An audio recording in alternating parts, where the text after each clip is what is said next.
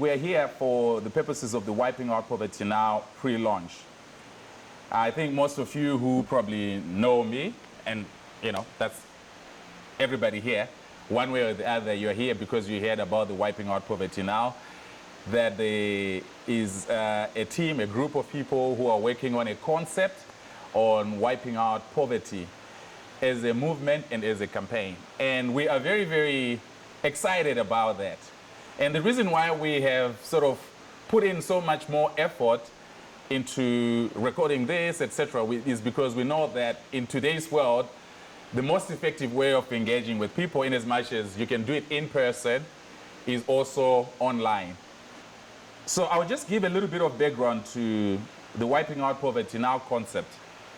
So I'll start with myself. I am an impact entrepreneur, what a lot of people might want to call a social entrepreneur. But I have a reason why I don't really call myself a social entrepreneur anymore.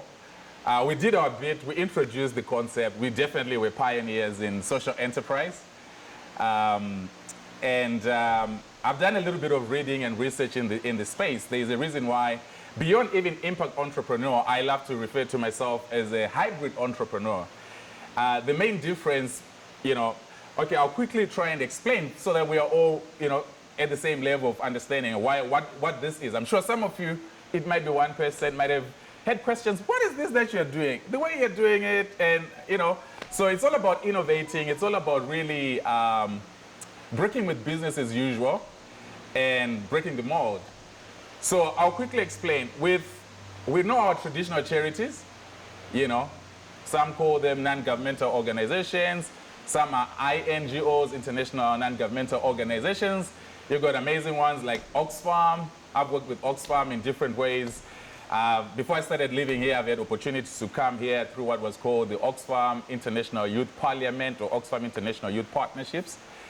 And based on the work that I was doing in Africa, which is still the same work that I'm still doing today, but differently and different levels. So with social enterprise, the idea is basically bringing together the charities, the NGOs. NGOs usually just rely on donations for them to function. But with a social enterprise, they do have a profit interest that they carry. And that's to just try and provide some flexibility and sustainability in terms of their mission. And there are ways that you can do that to actually make it work very well. We've got amazing examples like Tom's Shoes, for example. Here in Australia, we have examples like Thank You Water. These are the multi-million-dollar social enterprises that are out there. So they can get into, I'm sure the last time I checked, we actually have billion-dollar, like unicorn social enterprises that are functioning out there. So they basically get to trade. That's the main difference with the traditional charity. But with hybrid enterprise, which is what I refer to myself, and hence you understand why are we having all this clothing, and why do we have a set like this, and why are we investing into media and technology? That's the bit that comes in with hybrid enterprise, and that's to do with the magnitude. Now we're really, the differentiator is the magnitude and the level of the business side of making a difference between the social enterprise and the hybrid enterprise. So the magnitude of the hybrid enterprise is really industrial level. Social enterprises are okay with just having some money to just keep going, but it doesn't really have to be a lot of money sometimes in a lot of cases, but they can make some money. Of course, like I said, you still have some unicorns that are social enterprises, but my personal observation in research, etc., a whole lot of social enterprises, they're not really looking at moving industries or shaking industry. The main focus is the mission, and there's nothing wrong with that. So there are people that I've spoken with before, and we have said, oh, we're actually looking for investors into what we're doing. And they'll be like, but you're a charity. How do you talk about investors? So that's the joy of social enterprise, and even much more hybrid enterprise. It is the fact that you actually can fulfill both a non-profit quest at the same time fulfilling a for-profit quest. So that's very legitimate. So a lot of people get confused and get to wonder, so how are you functioning, et cetera, et cetera. But obviously you can have it as separate, which is decoupled, or you can have it as embedded as well. So as one organization, but having different function streams that you're working with. I just wanted to clear that so that we understand what's going on and why are we doing things the way we are doing them. Getting into the cause. So we run a charity called Royal Globe Tenor. We started it in Zimbabwe as Royal Youth Organization. And we now call it Royal Globe Tenor because it has evolved. You know, the level of our goals for impact have become a bit more international. We have become, as Royal Globe Tenor, a bit more like an INGO, a startup INGO. With a little bit more of an international, we're very grassroots, but with a little bit of an international goals as well, characterized by our existence both in Africa through Zimbabwe at the moment and here in Australia. Okay, so we also have, as part of that, as you can see, I don't have it here, but you see, if you can see that logo, Royal Globe Tenor logo over there, it's talking about wiping out poverty at the top and aid and development at the bottom. So we have combined social issues like HIV and AIDS and substance abuse prevention and extreme poverty, not just extreme poverty, but poverty in general, together with the goals of actually, we're in the process of innovating as well. We're going through a curve of some sort in terms of that transition where we're really then decoupling from just combining everything embedded together to having Royal Globe Tenor purely just being a charity, an INGO that's upcoming. And then we now have what we call aid and development as an enterprise that stands on its own. And we've also separated the wiping out poverty now because we want to build a movement. And so that's why I want to thank all of you. Thank you so much, all of you, for coming today, because that's, you know, a step of 1,000 miles begins with one step. So this is the first step. Ever since we started doing all this, we've done events in the past, et cetera, et cetera. But this is us now getting out of our cocoon. This is us now starting to really say we want to engage with the communities around us and people around us. We weren't very sure, so we didn't really go too hard in terms of inviting people, to be honest. We were selling tickets, well, fundraising. So the joy of being a hybrid enterprise. So you can actually sell products, including your events. You can create events and sell, etc. So I can tell you that personally, I sold probably over 40 tickets at $100, close to 50 tickets just by myself. Somebody just took 20 tickets just like that. So they were gonna come. They told me, Russell, we just want you to succeed and we're supporting your cause. And there are different people who took five, etc. So it wasn't so much really about a big crowd in here, but the emphasis was on us being able to capture this, have enough people to have the conversation going. We have done this, you know, in terms of testing the concept since 2016 with my elder here. I love Paul. I might mention a little bit, you know, I always do when I have every opportunity to do that. My Australian father figure, my elder co-mentor, he calls himself, the doula, enabler in one way, or supporter of, you know, things like what we're doing. A great man, and that's why you see when he was giving me a little bit of a smack on my left cheek, I turned to the right. It's because I know he means well. So all the time, just like all of you, you mean well. So we did that, you know, with part of our team. Like we've got a very, very amazing friends and colleagues like Chris Condon, who's not here today. He's got a flu. We also have got our elder, Bob Dick. You could have been here, but he's not feeling too well as well. Like for real, for real. And we pray for their recovery so that as we go forward to the next ones, you know, all these guys will be here and the wider community. We never really mobilize people around us, but the next ones, because we're going to be doing this continually, this is the beginning of it. We've got space that side that we're going to be using. We're going to try and set up with the expert support of friends like Renee, set up a permanent sort of setup where we'll be doing ongoing. We'll try, because one thing about podcasting and live streaming and being online is consistency. Somebody said to me, Russell, I've been talking about studying for a long time ever since we did this test. But you see, I'm a perfectionist as well. I didn't want the way that we started. So I was trying to wait and wait and wait until I realized that we were ready. A lot of the fundamentals were in place and we could pull it off. So we had to start. The main thing one of my friends told me was, Russell, you're not going to start perfectly. Of course, your first live stream, your first podcast, your first program is not going to be perfect. But the main thing is that you would have started. I would have loved to be perfect, but we knew that because it's the first one. In as much as we had confidence in our setup and in our team, I understand these things. I told you the very first one didn't have sound at all. I had a broadcaster person in charge of the camera, but they probably switched off the sound in terms of turning it on. So these things do happen, so I'm not moved. I want to thank also Lisa, who's going to be one of our presenters together with Paul. They're going to come on board just shortly. Lisa is a lovely person. You see, the thing about this, Paul was talking to me and saying, Russell, where do you get all these people, etc.? You're getting a lot of support here. You've got an amazing setup that's going on. And I guess it's just really the power of our shared humanity that brings us together. I've got friends of friends who are here, who have become my friends as well, and definitely would love seeing what you have done today and helping us.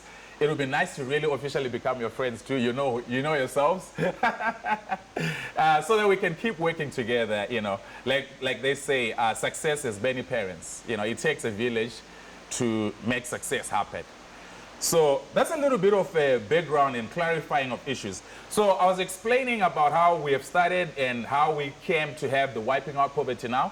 I explained to you how that is a platform for building a movement and also a campaign. So we want to run the Wiping Out. We're already running the Wiping Out Poverty Now as a campaign and as a movement. That's different from an organization. That's a little bit like a DAO of some sort. That's where we even got the confidence of setting up the Wiping Out Poverty Now as an independent kind of organization. That's largely online, but of course, we do things in person as well. But that's largely for mobilization and bringing in people and driving the agenda of industrialism as a response to poverty. And just one thing that I need to just backtrack and mention is that with social enterprises, with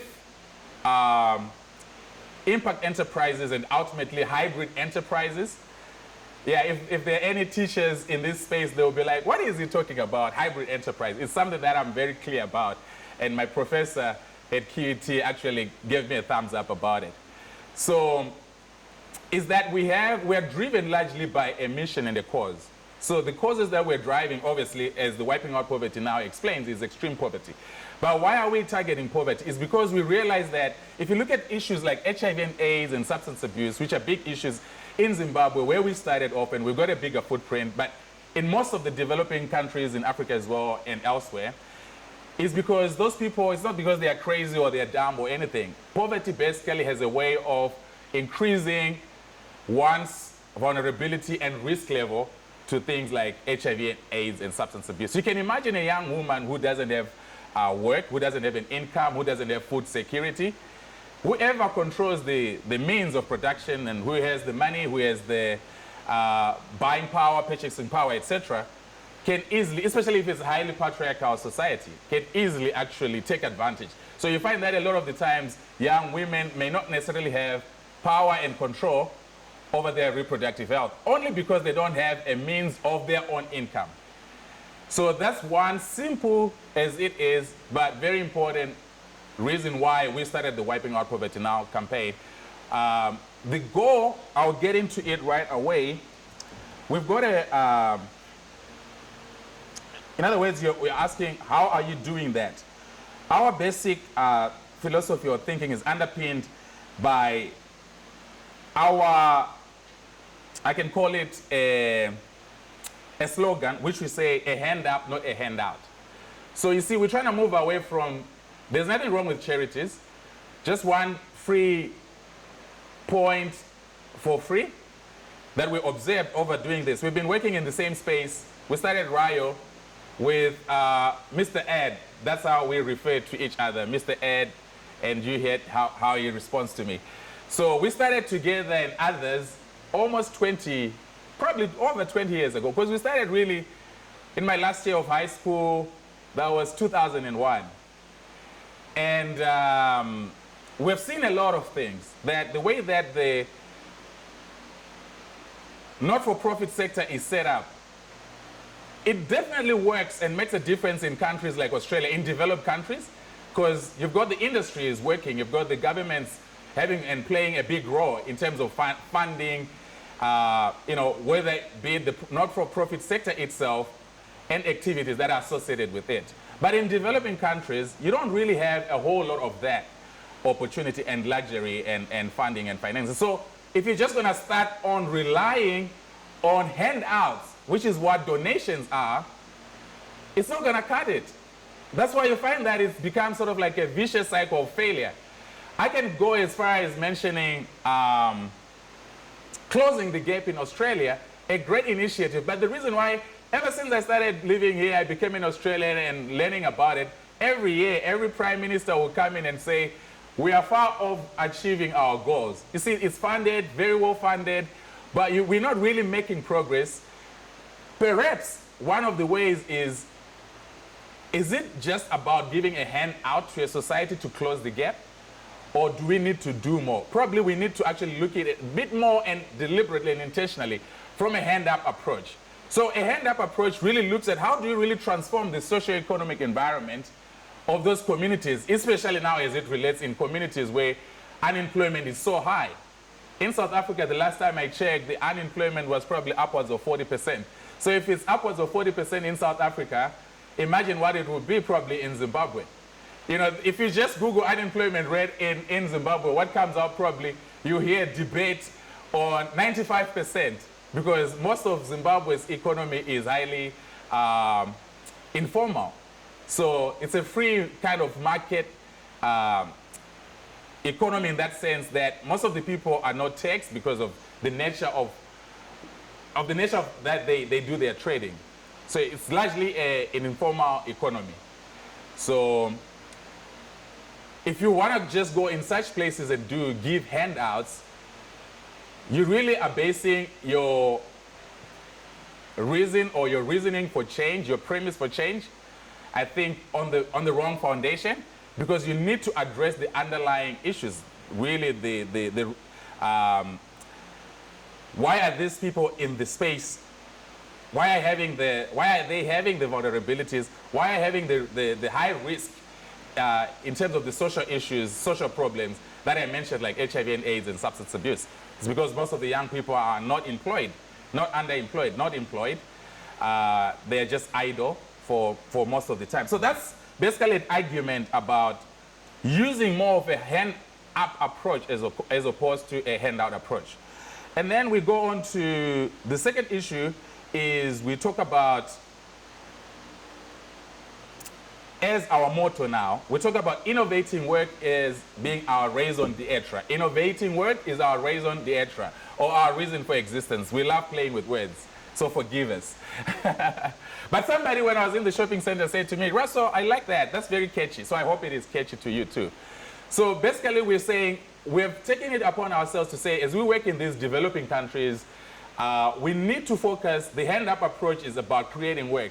Why are we going round and round in circles and talking about a lot of things, as opposed to just really say, hey, it's about incomes. If we address the income side of things, if we address, the issues of work, which is how people earn their own independence and their own dignity, their own self-esteem. I think, let's just think about it for a moment. If you're just relying on handouts yourself, definitely that will heavily impact on your self-esteem, on your dignity. And probably that will even impact on the decisions that you make for yourself. So we're making an argument, and we actually are implementing it, and we see that to be working in as much as we have only started in 2022 doing this at a more full-time level, and we're looking at growing this. So yeah, that's about the motto. Innovating work is our raison d'etre. So just in case you're wondering, what have you done? So we started off with a team of about 6 to 10, depending on what's going on, people in Zimbabwe. We have put a number of them on hold at the moment. We're going through a transition. Like I said, we're going through a curve of some sort where we have tested the concept of the hand-up approach, innovating. Where can we really do that and can we pull it off? And we did that. We invested about $12,000, which became maybe $20,000. Some of you who are here, please don't sleep. We're very key supporters in that process for us, and we're grateful to that. And we managed to take over or raise revenue of about $120,000 with just myself as a promoter and innovating work over there, making products. And obviously, we're selling more than just our products. We're selling the cause, we're selling the change, we're selling the innovation. And 2022 to 2023, from 12,000, that's how we started off.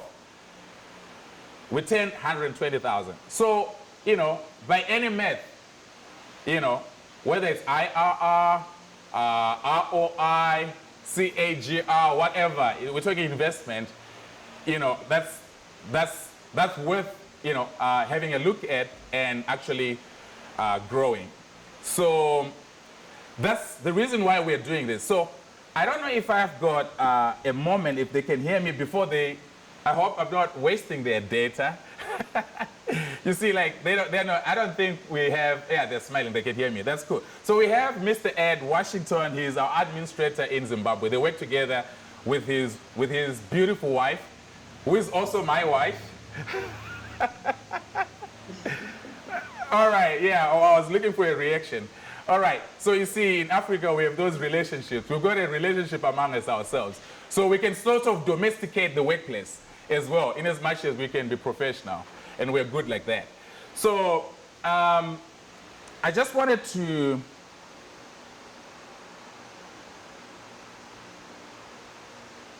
maybe let's have the montage play. So we started an enterprise that we call Aid Development Channels, whose main cause two-pronged, sort of.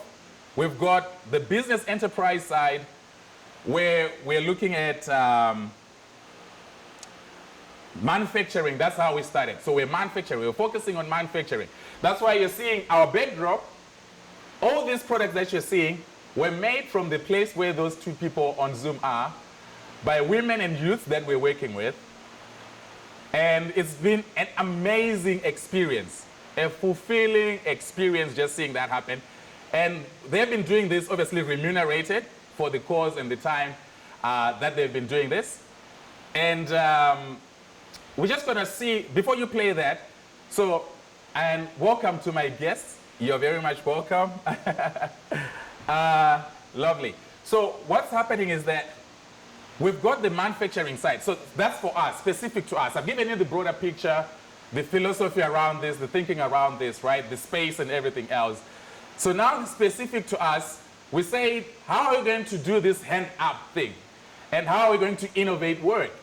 We're looking at what they can do competently, which can also have a market here in Australia, so that we can leverage on that existence. If you just make products and you don't have a market for them, you're wasting your time. It's not viable, it's not feasible, it's not desirable for anybody. You're wasting time. So we had to do a little bit of ideation around that. And so that's how working with the women that we started with, we said, okay, we're gonna start with manufacturing textiles. We definitely can see a space there from that conversation. So that's why you're seeing our backdrop is the way it is. All these products that you're seeing, including the marquees. All right. So that's one thing. So we've got that side where we're actually doing manufacturing and we've proven that we can manufacture. That's how we turned 120,000, because we're selling products that we mostly made, including all that you're seeing here, including what Didi is wearing there. Beautiful stuff. All right. So, we've sold these products in shopping centers, set up in different places. And that's how I've met some of you who are here today, indirectly or directly. So that's exciting. We're going to play this montage and then I'll explain what that is about.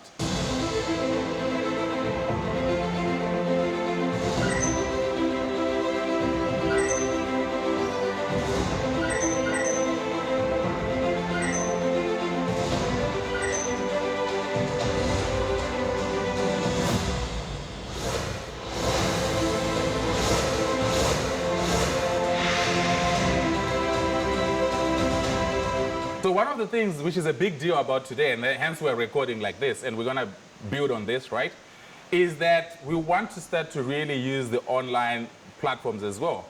We all understand, like, content is key, creating content, good content, quality content. Hence the point that, you know, Dr. Paul Waldman here mentioned, you got to be professional about how you're doing what you're doing. If you just make content that's not engaging, that's not good quality, that's not professional in a sense, in terms of, you know, social media. Professional is sort of like, is it really professional? But I guess the word is creative as well. There's nothing wrong with professional, but, you know, creative and engaging and things like that. So that's one. So this is our recording of that journey and that transition to us starting to creating ongoing content for a platform that we're working on that we're calling the Aid and Development Channels. So we've got channels and platforms for finance. We've got channels and platforms for politics. We all know them. Some of them are getting out of the game. We know CNN. We grew up loving CNN, right? Like, if you know somebody that you know is on CNN, it's like they've made it. But we all know it's a fact. If you look at their polls and things like that, their ratings, because of social media and new ways of engaging, you know, all these big, they call it mainstream media, MSMs, you know, they're kind of losing, not losing, it's because more people are coming in, and for good cause and good purpose. Like us, we've got a cause. Like, we've got a campaign that we're driving. So we need to engage with people. The reason why we're not full here is because people have got things that they're doing. You know, I told you we could have been having a bigger number if everybody would bought a ticket just to start with. The ones that I sold myself, probably would be having 50 people who spent $100, you know, and then the other people who sold other tickets as well. So, but we understand that, you know, the times that we're living in, time is of the essence. Sometimes people may not be able to be everywhere at the same time. But if you work on a production and you're able to put it online, you can have 20,000 people, 1 million people watching your program. So it's not a waste that we are here and we're doing the way we're doing, and we're thinking, oh, it's only a few of us. It's not just a few of us. It's a good number. The fact that you came here, that means a lot to us. Your witnesses to what's happening, the phase that we are in, and we're working on a platform to then be able to engage with the wider society, and we'll definitely improve on how we're doing what we're doing. Our emphasis really on this event was not really largely driving people coming here, but it was largely on people being on board, you know, and those who could come to be able to come. But number one focus was actually on being able to record this. So that's what we're doing, and we'll upload it. And you'll find that we'll have way much more people who interact with that video than we could put in this room and the overflow behind. All right? In as much as I'm not saying that we don't need people, we're going to do events where we're going to be needing people in person, and we're going to drive on that as a goal for those events as well. We have learned our lessons as well from this one. The next one will be much bigger and better. All right, so that's one side. So that's the media side. We've got an interest in media. Providing media, I told you we've got media for politics, for football, you know, you've got streaming platforms, but we don't really have media for aid and development that's dedicated. Even the United Nations doesn't have that. That's intentionally designed to engage at that broader. They've got their own media spaces, but we don't really have a dedicated media space that's like trying to champion. We even have media for church. You know, my church, we've got other churches, you know, we've got very dedicated platforms that are every day have people who are championing the cause of our faith. You know, the same goes for politics. We've got people every day, live, somebody's live somewhere championing these causes. So that's what, very important point for you to go home with, and everybody who is watching. Aid and Development Channels is your baby. Embrace it. We're going to be creating content that is designed to really drive, you know, our thinking. I started off from a philosophical standpoint as well. So we're going to start off from that standpoint. And then I think I've explained that. So I think it's at this point in time, before I introduce Washington, that's why the surprise that we are going to get today is that part of this content that we are recording today is actually part of what we'll post as our first podcast for the Russell 360 Degrees show. So that concept didn't start today. You'll see when you watch it online, we actually have got things that we've done in the past. But now we're going to be doing that consistently. We also have got a concept that we call 360 Observatory Terraces, where you can bring in people and you're talking about these things. So we're going to have that just starting from now. I've taken a little bit more time. I'm going to get on to the next level now, where we're going to bring in Washington, Mr. Ed, to just give us a little bit of their feel, under 5 minutes. Just how has the wiping out poverty now, since we started, together? We've worked much more than since we started wiping out poverty. But since we started this, how has it been? What has their experience been? I'll cross over to them if we can, if they can hear us, and they can just quickly give their testimonial as people on the ground in Africa. A very, very good morning to you all. Or should I say, good afternoon, Australia. It's morning to them. My name is Washington, and this is my beautiful wife, Kelly. We are very excited to be with you guys. I am the royal administrator here in Africa, in our beautiful nation of Zimbabwe. We are very excited today, joining you on our pre-launch, the Russell 360 talk show and Wipe Out Poverty Now. Let me tell you a bit of what's happening here in Africa. We have a team of women that we are working with right now. We call them 360 women. These women are now self-sufficient. They are now able to feed their families. They can now pay tuition for their children. Monthly bills are taken care of. And they've been doing this while they were working part-time. And now what we want to do, we want to enter into a new phase where we provide, full-time remuneration, paid work to our workers. So we just want to be fully prepared for this new phase that we want to enter into. And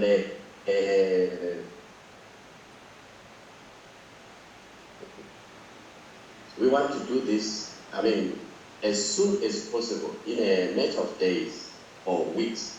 So let me just leave this time to my beautiful wife, who is part of these women who have been impacted by this, Hello,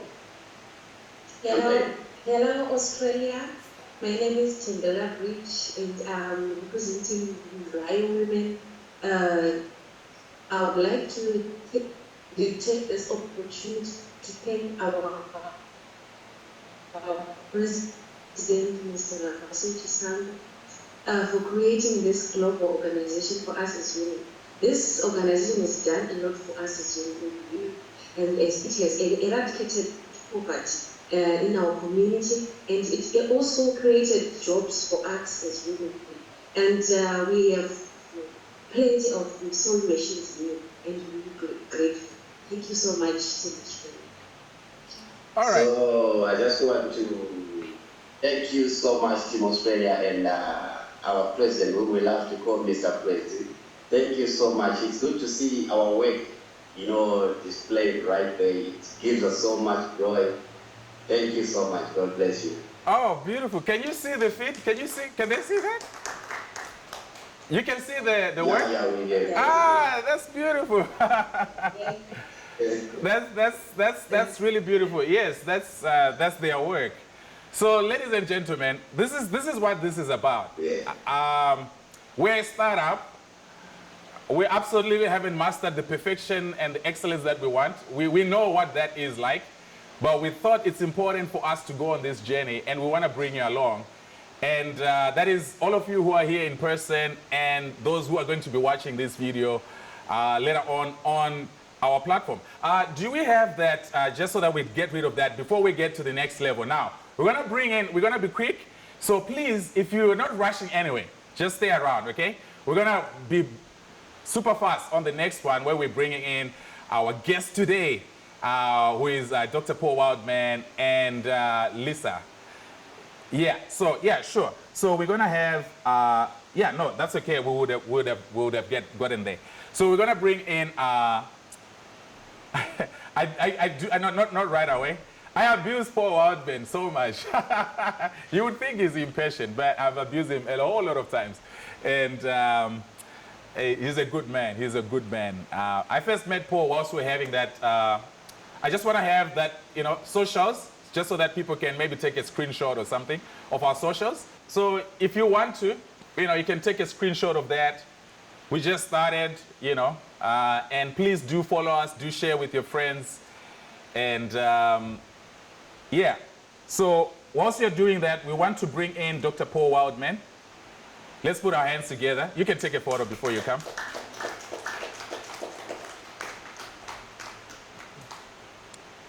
Yeah, you can come over. Let's do one more for him as he comes. Welcome, welcome. We call each other comrade too. But we're not turning Australia into a socialist republic, don't worry. So here with me is Dr. Paul Wildman. Dr. Paul Wildman is definitely a scholar. I consider him a consummate scholar, and has worked in the public sector as director of different departments in his past life. And, he has worked with different universities as well as an academic. And I've had the privilege, I didn't do anything unethical, but I've had the privilege of sitting down with him whilst he was supervising some PhD students as well.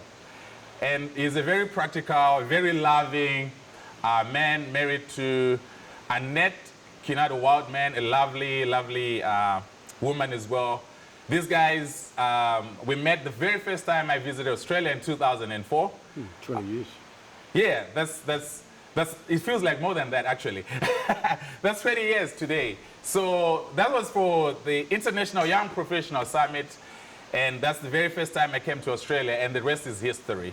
I've come back a few times before I started living here, and I started living here in 2014. But yeah, I don't want to spend too much of your time. I want to get straight into business. He's into what we call crafty. I will not mess it up for him. He will get into the details of that. But as we start our conversation, Paul, I just wanted to, we talk about our motto and our slogan, the slogan which being a hand up, not a handout. And our motto, which is innovating work, is our raison d'etre. So I'll just talk once and let you just go. How, based on your background and what you do, what does that mean to you? And then you can actually give examples of things that you have you've been working on. If you can just cut to, if that's okay, just for the people or here inside to see, I've got a video he doesn't know that I did with him of Crafty. But I know we also do have some photos that we have as well of some of his work. He's a writer of 2 ebooks on Crafty. So yes, yeah. That's the one that you were on. Yeah. So yeah, you can start with those. So recrafting our futures in an age of artificial intelligence. That's an exciting conversation, right? Using the logic of craft to regenerate our earth, renew ourselves, and resist technocracy. That's from Dr. Paul Wildman. And then let's have the other one, Didi. The Futures We Make. So the first book that I actually took to Zimbabwe, which he was a contributed to, and I took it to the directors of the National AIDS Council at the time, who was a good friend of mine. I was very young, but that's what was happening. It was like, Russell, this is an amazing resource because he's a futures guy as well. So you can maybe explain a little bit as you get into your, this discussion. And then you can just play, Didi, just go on to the video. You can play that in the background whilst he's talking. So over to you. You want to see a little bit of it? Yeah. Let's have that up. So you see, Aid and Development Channels has already started working. We did it quite a few years ago. Quite a few, yeah. Yeah. I'd like to introduce Leighton Brush, which is computer systems engineer and also a crafts person in the exemplar project in the Brickleur mould. And Leighton, welcome, and you can show us around your exemplar project for a few minutes. We appreciate it. Thank you, Paul. Well, I'll just introduce you to my project here. This is my Porsche 928S. So we'll upload it on our channel as well, so you can watch a little bit more on that. So over to you, Paul. You can make reference to that as well, you know, in summary. And remember, the question was crafty, CED. How does that relate, for example, to rather to a hand up, not a handout? How does that relate and link with work as our raison d'etre? Righto, thanks, Russell. How long have I got? 5 minutes? 10. 10. Yeah. Righto, folks, look, I'd like to come around the back and come into this discussion, and then we'll touch on this in ADC. My role has been in the public service, as Leighton said, and one of the projects I managed in Queensland is called Active Labour Market Programs. Active Labour Market Programs. Now, okay, what's relevance that got to Zimbabwe and those couple that are listening? It's got quite a lot, because that's effectively what Russell's doing at the moment. In active labour market, there's various types of labour, active, passive labour market programs. That's part of my studies. I could go into that's another story, and there'll be lots of times in my 10 minutes when I'll say that's another story, which it is. But active labour market programs, people generate their own jobs. People generate their own jobs, like self-employment and community involved. We had several programs throughout Queensland on community involvement in generating local employment opportunities through exploring economic history of the area and so forth. I could go on. Reusing a dairy, for instance, and there were quite a few of those. Mullaney was one where that happened. Another one we did was we had a series of shared workspaces where young people and people starting up an enterprise who couldn't afford, you know, the social costs, the accounting costs, the accommodate, they could go in there and they could afford a unit where they could construct their business. That was quite effective for active labour market programs.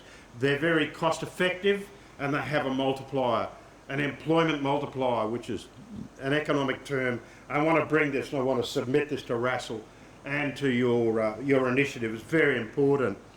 In terms of cost effectiveness, when you use the market to generate jobs, it's about a tenth.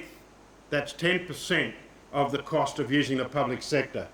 So when I was doing this, there was a public sector initiative called Community Employment Program, and that was like work for the dollar. You had to pay everything to have bike paths and all that made. They're useful, but each job there cost about $30,000. You had to provide everything, including on costs. With the active labour market programs, it was a tenth of that. Because of course you're using the market, and you can make a soft loan, which we did, micro loans, and the people repay that. There was a smaller failure rate than in standard small business in Queensland.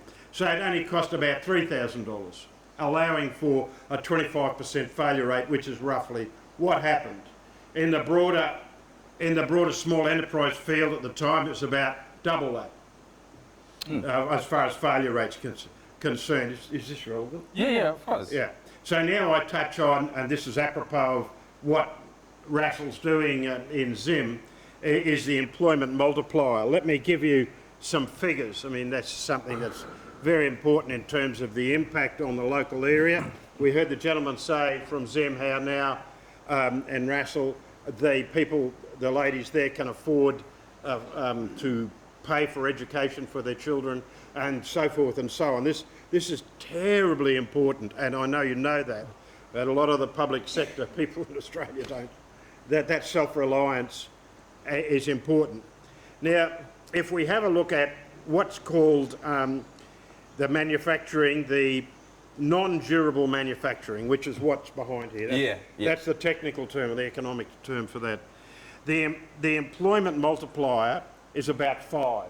So for each job that Rio creates in Zimbabwe, another 5 jobs are created in terms of supplying and servicing the sewing machines, where they sit to, where the materials come from, and the building that they exist in. So that's a multiplier of 5. Now that's a hand up, if ever I heard it. I'll give you some other figures. This is based on the US 2019 Josh Bivens, his research, econometric research. Mining is 4. This is 5. Accommodation services, we see that all the time with Airnib and that, 2. Construction, 2. Retail, 1. Family services, a half. Now, the reason it's a half is because, like Russell said, it's in the informal sector. It's outside the cash nexus, as Mark said, outside the formal sector, and that's very important that we respect that. In Australia, that's automatically seen as you all need an ABN, you're trying to avoid tax, and we're going to get you sort of thing, the small business type of thing. But if I can excuse me using this term, black market. Is that okay? That's a technical term. I'm sorry. I should have used another term. No. But yeah, in Australia it's about 12%, 15%, but in Zim it's over half. It's well over half. So the informal sector, the black market, is a vital, which is beyond the cash nexus. There's a definition of what that means. I could go, and you don't use the federal fiat dollars. It's outside the use of that. Okay, I'm getting a bit carried away. I've even gone bit goosebumps. So Yeah.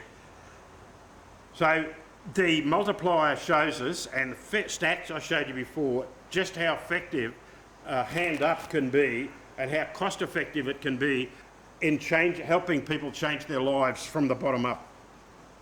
That's absolutely crucial. So Russell mentioned my involvement in craft, and you saw the couple of ebooks that I did, which are on Amazon. I call that the solution hiding in plain sight in our culture. I've been over to Zim, but I'm talking about, if I may use the term, Anglo culture. Yeah. At least historically and traditionally, yeah. The solution hiding in plain sight. Now, most of us have done things and do things with their hands, like the ladies do with the sewing machines. Have you got that photo? Yeah, can you have the women working?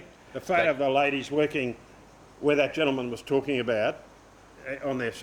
We do things with our hands, like all these behind us. They're all made by The women? hand. ADs, Women in Action Textiles? So these days with technology, we tend to bypass that. We'll tend to throw it away. We'll just get planned redundancy, we'll get a new one, and so forth. Yeah, there we go. That's what Russell's talking about. That's micro-enterprise, hybrid social entrepreneur, etc. I've got... If people are interested, do you think I'll go on? No, yeah. Well, I'm terribly interested in this. I've written 2 ebooks. I've done thousands of words. I've done a project building a boat for 4 years with my hands and so forth. And craft is incredibly important in our lives and our health and our social welfare. And it's being proved by these ladies day in, day out over there in their own lives. Now, there's a methodology, a qualitative methodology called grounded theory. So what I did, I applied that to my observations of various craft people, 3 or 4 that I worked with, including when I built the boat. I kept field notes and then I processed them after hours. And I came up with 7 principles. So just if I'm not disturbing your flow, could that be, is there an emphasis on action learning? Yes, it includes action learning. Okay. So I've got now the common principles in the craft. And this is the pattern that connects. This is the inner pattern, if you like, almost the esoteric pattern. And if I may say, remember, Jesus was a carpenter. He played a role in that. He was a chippy. He was hands-on. Hands-on in Christian religion. Well, this Christian religion is rather unique. Buddha wasn't, Muhammad wasn't, right? There is a very great significance in that aspect of the laying on of hands. And all of that, the importance of hands in terms of who we are as humans.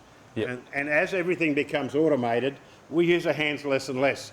And you can see the corollary from me here, I'm suggesting as we become less and less human. Look, I can go into those principles, but that'll be another story. I think we've run a bit over time, but I can do that another time if you like. Sure. Or you can come up afterwards. Russell mentioned, if you put all this together, what's something it fits into? Well, it fits into a couple of things, what I call community economy development. And I've done a whole bunch of work. I've published heaps. I've published action learning, action research, self-help booklets for communities, little orange booklets. I did that in 1993 to help people use action learning to understand their local economy. In other words, to do an RYO here in the various regions. Of course, in Queensland, as you know, the big issue is movement from country to city. And a lot of the country towns are just losing population. Well, this is one way that various people and community groups in these towns have dealt with that. Now, an important analogy, a way of seeing community economy development is communitarian. And Shona, I looked it up. Okay. Shona and the Zim indigenous world is very communitarian. That's not communist, right? It's not socialist. It's communitarian, and it's very powerful, I believe, form of networking that is behind. Like it's the ingredient, it's the context behind, the situation behind the ladies sitting at their sewing machines. And so that's a very important, powerful aspect, and particularly in indigenous communities in Zimbabwe, this aspect can lend a strength to a hand up. Yep. Okay. In this culture, Anglo culture, it's a liberal so-called democracy, and that's individual rights rather than community responsibility with individual rights. But the individual and communitarianism only develops from within the context of the community. That's an important dialectic, that one. With community economy development, we found the important, what did I do, about 1,000 small enterprises around Queensland, overall about $10 million we lent out at 0% interest rate over a period of 5 or 6 years while I was involved. I started the program here in Queensland. But we had that half the failure rate of open small business, which is remarkable. Yep. Because these people were unemployed. To be eligible, they had to be unemployed. Right? This is a very different approach to the one adopted by the Commonwealth Government, which is a handout. So the package that we found in the community economy development aspect to help the hand up was training, soft finance,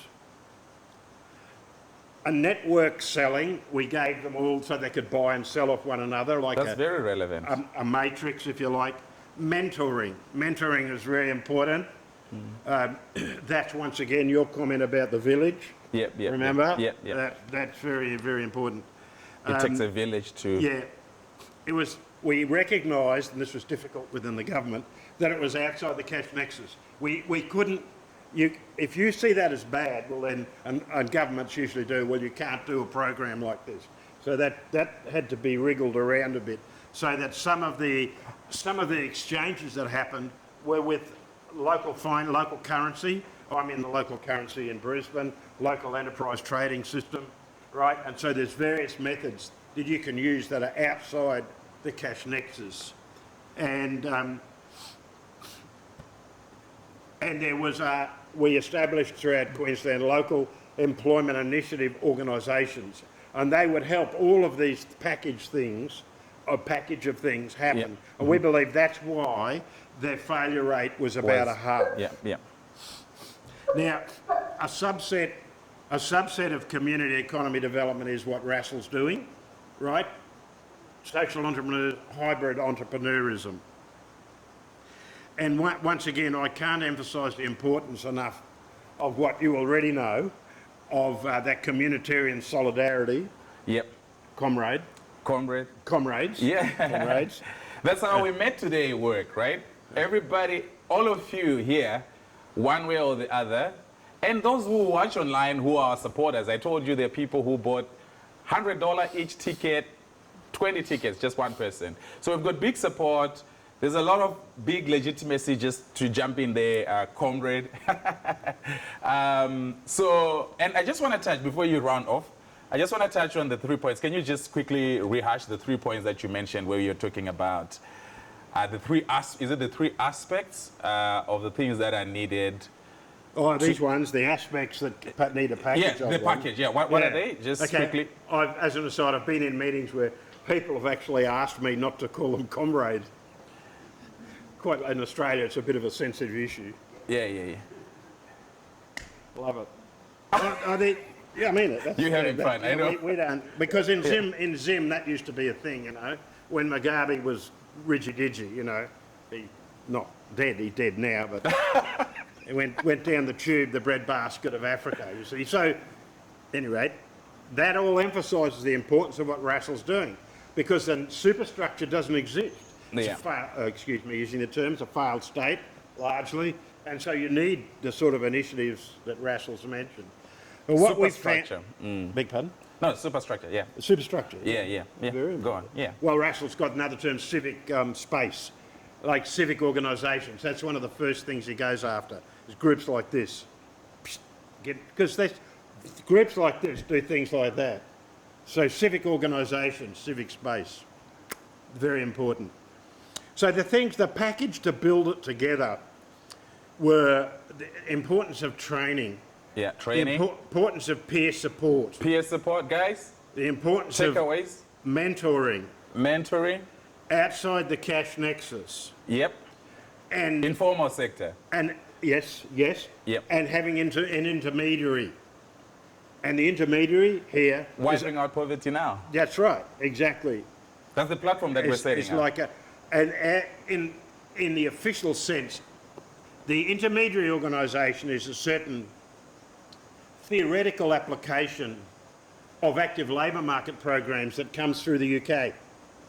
These are actual organisations that actually exist in the UK, and we actually funded, literally, in Queensland. I was responsible for Labour Market Directorate in Queensland. So this is not a theoretical only or can I just make academic, it's actual. Yeah, can I make a reference there? So, the labour market concept, very similar in terms of the premise on which I guess you were using to arrive at that, with creating or rather innovating work as our raison d'etre. We don't just call it labour markets, but I'm just saying, the correlation. Exactly. Yeah, it's the strong correlation. Yeah, it's another term, and as a footnote, if you like, one of those things you can delete, watch out for UBI.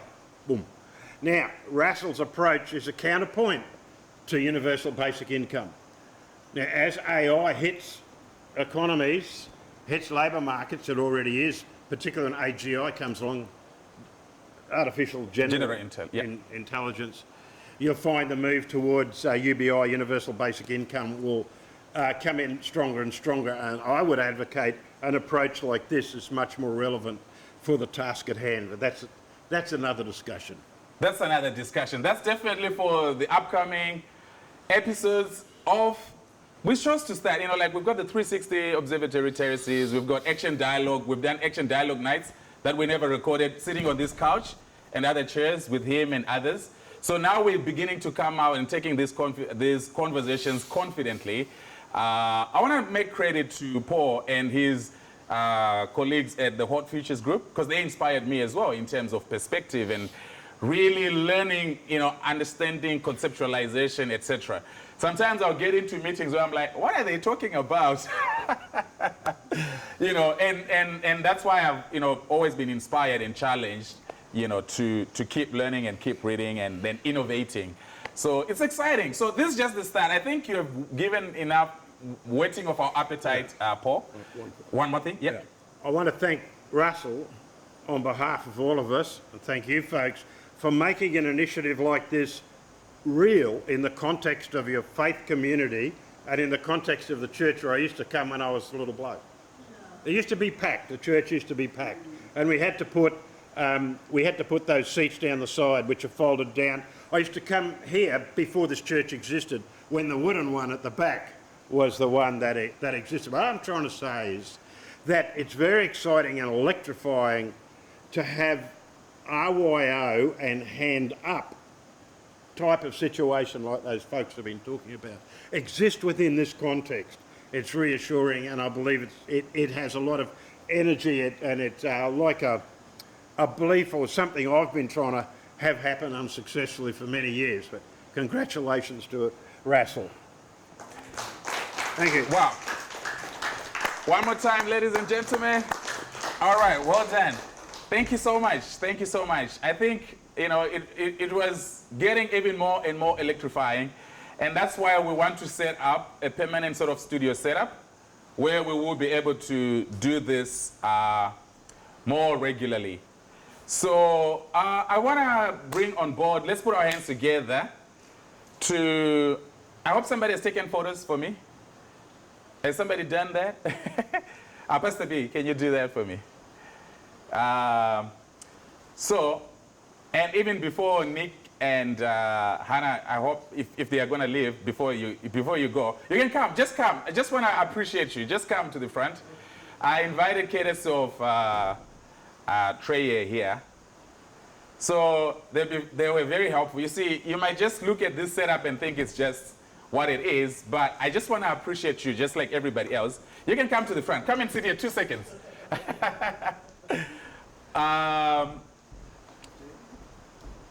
Thank you so much for being lovely. You know, this is what Paul was sort of laboring to explain, and this is the essence of what we represent. You know, building a community and platforms through which we can dream and actually be able to actualize and actually be able to do.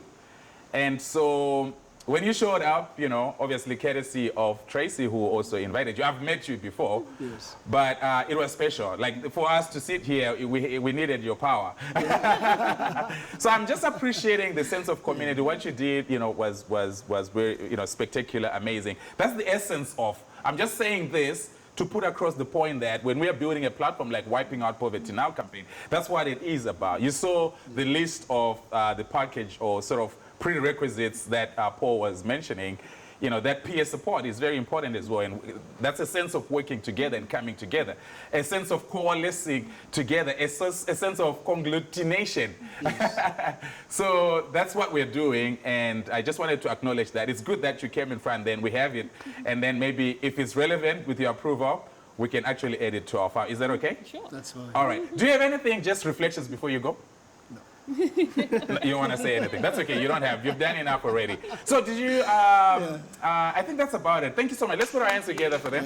I just wanted to use that, you know, as we talk about action learning and action research. So you're learning whilst you're doing, you know, and that's what has just happened, and in proving a point and explaining a point to the rest of the auditorium. Thank you so much, guys. Thank you. I look forward to many more. Thank you. Thank you. Likewise. Yeah, cheers. So let's put our hands together for Lisa. Let's have Lisa from South Africa. Lisa is going to be running late. My apologies, Lisa. It's my bad. Yeah, sure. That's okay. Yeah. But it's going to be a quick one. Her place is very, very important, because what we're doing here, you see, we're not just conceptualizing and imagining things. Just like a bit of crafty, it's all about getting your hands dirty. It's about doing at the end of the day. So she's an example of somebody who has done this, and we need to thank her for actually helping set this up. You know, I knew we could do this as a vision, but she did it perfectly because she has worked in this space before. So thank you so much for that, Lisa. You're lovely. We just met at a shopping center as I was doing my work, and we connected. She loved the concept of a hand up and innovating work, being our raison d'etre, wiping out poverty now. So what I found out is that she ran her own business in textiles in South Africa. That's quite a few years ago. So I'll hand over to you, Lisa, just to give us, these things, thank you so much. These things are very practicable. We have done it, hence we've got the exemplars here. We've got the examples here, and then we'll hear her story. Well, I'm going to read it, if that's okay. So my background was always marketing, sales, BDO, business development. And I launched a company in about 1990, specializing in corporate gifting and clothing. Initially, we made ready to buy stuff, and then we had a lovely break. We were asked by Coca-Cola. Madiba had come in as president, and the Madiba shirts were all the rage. And at home we have men who stand at the traffic lights and sell cold drinks on a tray. Anyhow, they asked us if we could design a Madiba type shirt and shorts for these guys. Beautiful. And I had done a little bit of work with a sewing group of African ladies, a church group as it turned out. And I thought this was just the most beautiful opportunity. So we started on that, and we got an order for, I think about 2,000 shirts and 1,000 pairs of shorts, and that was a huge success. The sewing group was under the running of a black lady called Olga, who was just unbelievable. And at the time I met her, she had about 12 girls sewing. I think we got up to about 30, who were all working full time. And then it just basically boiled down to get the orders, which is something I always loved doing. And business was just amazing.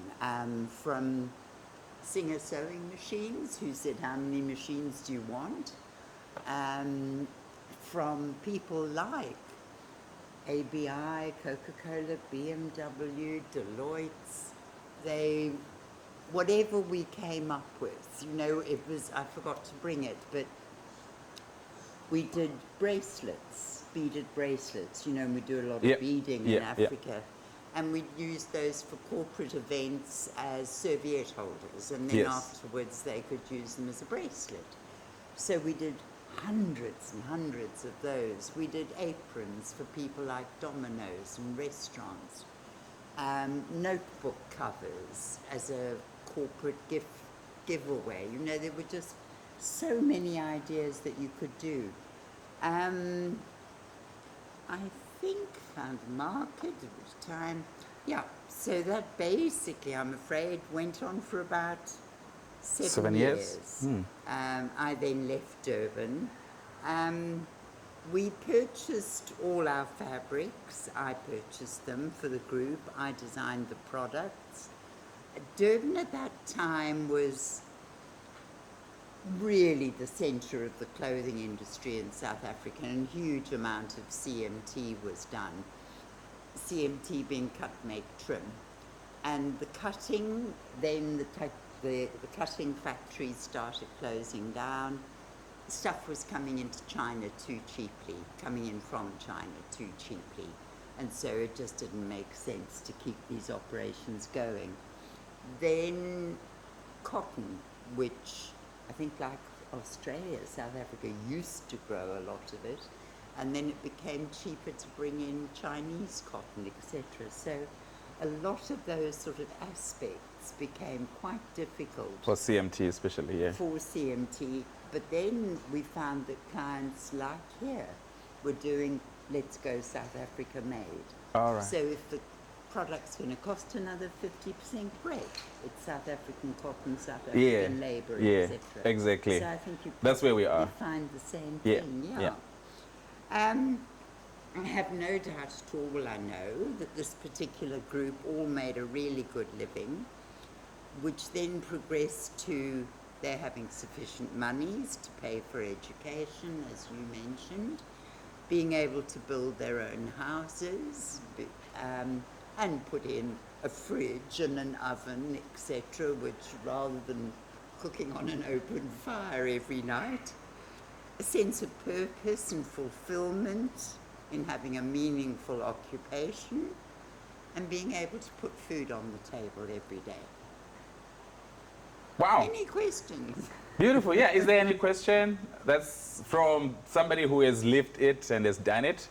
I just found this, you know, sort of as a case study, you know, that gives different perspective to something similar that which we're actually doing ourselves. So that's a complete story of them having started and closed the... It is possible to do it. When I moved from Durban down to the Karoo, we started another group with AIDS victims. And I think we had about 20 men there doing it as well. carpentry, beadwork, and they actually started sewing as well. So it's huge. Yeah. So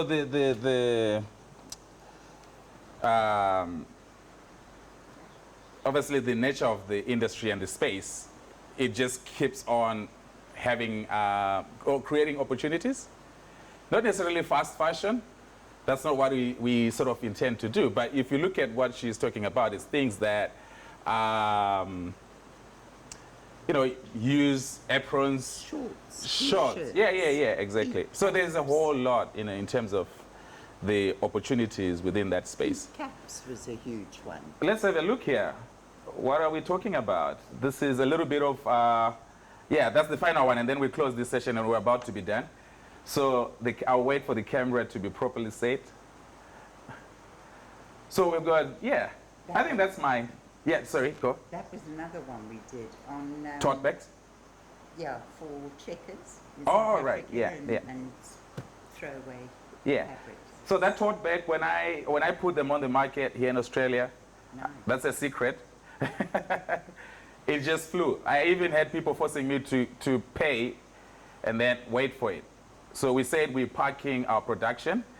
We need to, you know, fix and solve some financial issues, which is normal with business and enterprise.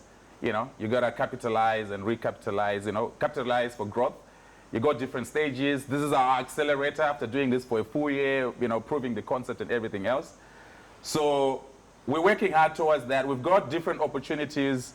There's another friend of us, but we'll not get into that for time, you know, that we're working with as well in that regard. Like Paul said, finance is always a big part of it as well, financing, like soft financing. So, yeah, so this is my favorite. Which one is the star winner today as we close? What's your favorite? Who's got a favorite here? Definitely yellow. Oh, the yellow one. We are voting here. Okay, Mr. Ed, are you there? Are they still there? We can forgive them if they're gone away because I can see. Are you there, Washi? Can you hear us? Yes, sir. All right, can you see what we're talking about? We're just voting here in conclusion. We're voting for your best products. So number one, the yellow dress in African, I think has taken number one. Which is number two, guys? Wow. Which is number two? Let's see. Huh? Oh, Yes, I agree. so the red top. This one. Yeah. Okay, the red top with the puffy sleeves. Okay, it could actually also be number one, but we'll just say technically number two. We have a tie on number one. Okay, what next? Tote bag. Tote bag, somebody says?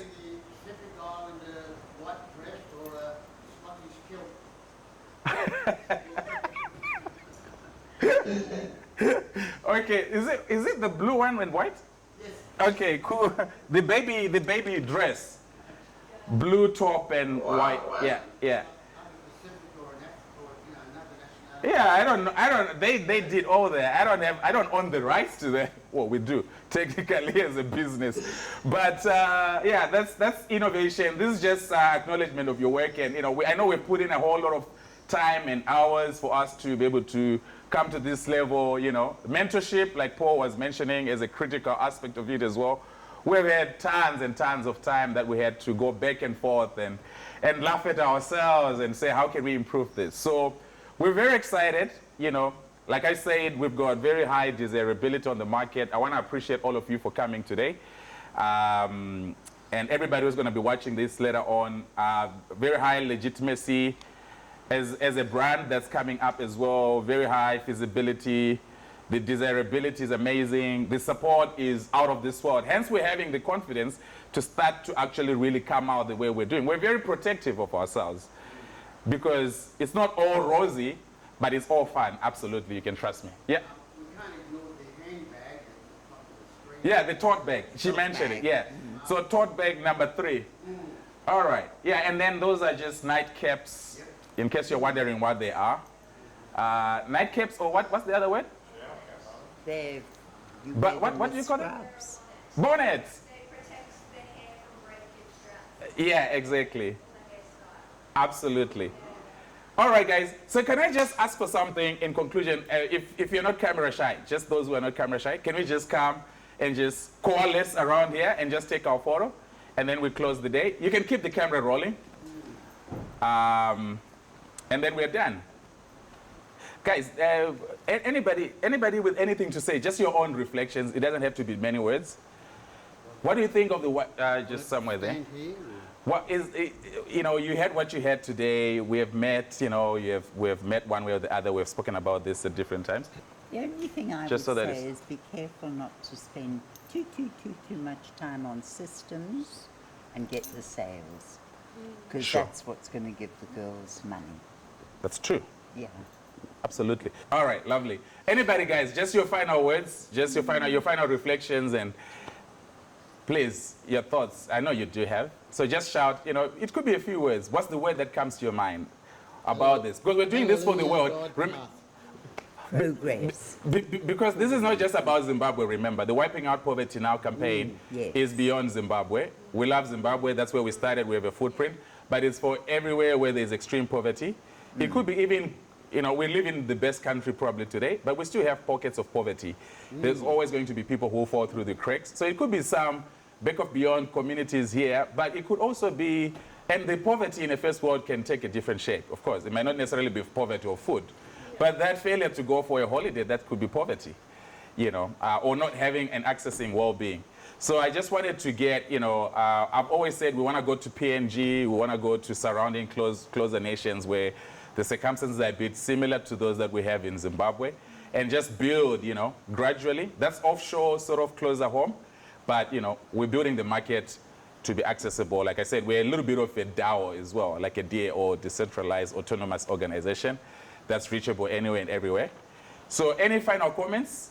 Yeah, thank you for that. It's good to see the testimony from Washington. Brother Washington and the wife about what is happening in Zimbabwe. And from what our brother doctor was Paul. explaining, Dr. Paul, I think that was a really good speech. Thanks, man. The 7 different points you mentioned, hopefully they can be implemented in this process.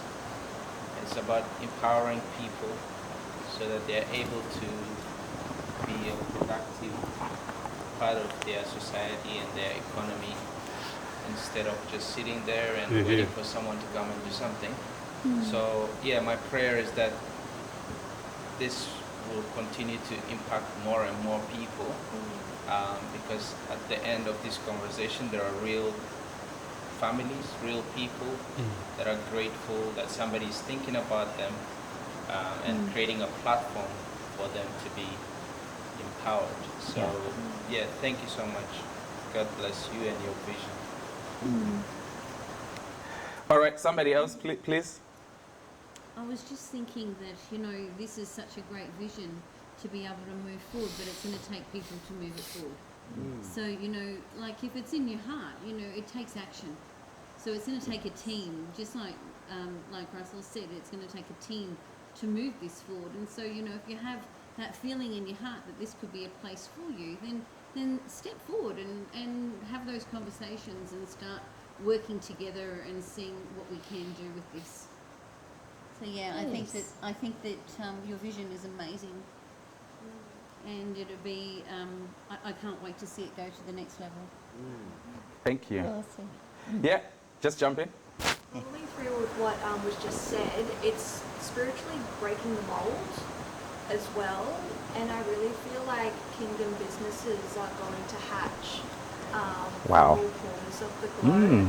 And social media and online businesses are really making that accessible for everyone in every different state of class. So Yeah. it's more like the middle class that are, and like the lower middle class are really stepping up with small businesses that are expanding, and through online exposure. It's a massive thing, and we're using it to our advantage in the online platform in the digital age. It doesn't always have to be looked at as a negative thing, so we can use that to God's glory. Yeah. And I think Yeah, you're yeah. right, it's concern for the middle of the road, middle income people, middle-sized businesses, not huge corporates, just spread the wealth and spread the joy, as it were. Absolutely. Next. And also, yeah, carrying on from the we need action, I like the campaign, the hands up, and then also voice up as well. So it's not just about financial, handout or whatever, but also knowledge. We need knowledge, we need ideas, skills, experience. Mentorship. Absolutely, yeah, so definitely. So, yeah, that's amazing. That's amazing. Anybody else? Suggestions as well. Could you make this? Could Oh. you do this? Answer her. Did you ask her a question? No, I'm saying that suggestions, you yeah, needed anyone who has any- suggestions as yeah. well. Yeah. Could you make this? Could you do this? Sure, we'll have a go. Absolutely. Yes. Yeah. If there's anything I hate is poverty, and because I've seen it, and I see what it does. Even the scriptures say the wisdom of the poor is despised. So you've got no place in this world. If there's anything to take it out of this world, I'm part of it. Wow. I am fully And you have packaged. demonstrated it. I'm part of it because I have seen it work in Africa where I come from. We are rich, one of the richest countries in Africa, from Nigeria. But you can see poverty and you see what it does. It makes the man who has what you need to be your God. Oh my God. You worship. Oh my God. Oh my God. That's what poverty does. This is powerful. It makes you a liar. You want a lie to be part of what you're not. And that's what poverty does. Oh So my if there's God. anything on earth that will make poverty go away, I am fully part. And I've told you that, Pastors, and because poverty is worse than anything you can think about. It makes you not what you are. It makes you what it want you to be. That's what poverty does. It's dehumanizing. That's right. All right. That's right. Up here. Thank you, Pastor Ross. I think it was, for me, just understanding what it means to have a hand up, not a hand up. And also, thank you for empowering women and people in those societies to have a different perspective and, to give them back the power to own their own lives. Yeah. So that was what was inspiring to me. Yes, I think Awesome. Amazing. with Africa too and the AIDS pandemic, a lot of women have been left on their own to bring up families. It's so important for them Absolutely. to independent. Yeah. Because with marriages as well, things do happen. And God forbid, we don't want marriages to break down, but statistics show otherwise that they may break down, right? And with the children left with, before even HIV and AIDS, just that dynamic of social life, that usually if it's the women who are left with the children, or if the children are just left by themselves, maybe because of disintegration of the family due to substance abuse. Hence, we talk about drug-free together as one of our major interventions, for example. It's all part of it. So that's the social side, social impact side. Let's say hear from young Didi. Thank you, Pastor Sir. No, all I have to say is it's a great, great initiative, and thank you to you and your team. That's all, sir. Thank you, thank you. You must, thank you. Thank you for, one more here. Yeah, we thank Russell for his vision. I've known Russell for about 20 years, and we see a few other aspects which are necessary to get us to this point. One is the stickability in very tough times. So you need the vision, you need stickability, which he's demonstrated. You also need capability. Very, very important, to pick the right people, to find the ladies that know how to do the sewing. Russell took himself back to university to do more studies at QUT, which are relevant to this. And also the logistics of import-export, getting them over here, getting the design that we see behind us worked. So there's a multi-layer underneath the vision to bring it out, to bring it about. Well done. Thank you so much. Thank you so much. Wow, right on time. 360 Observatory Terraces in Zimbabwe. Let's hear final words and then we go. All right, thank you so much, Team Australia. We have been really blessed by you. Yay! Thank you so much. God bless you. We really enjoy it. Wow, that's amazing. I'm glad that the internet and everything is not too bad, but I've struggled with sometimes. So I'm excited to see this happening, that you're actually there. Sure. Yeah, so our power to you. In God we reign, as we always say. And thank you, everybody. You are all special in your unique ways. Never take it lightly. Everybody here, everybody over there, and everybody who watched this and wishing us well. Thank you, and God bless you. Ashley.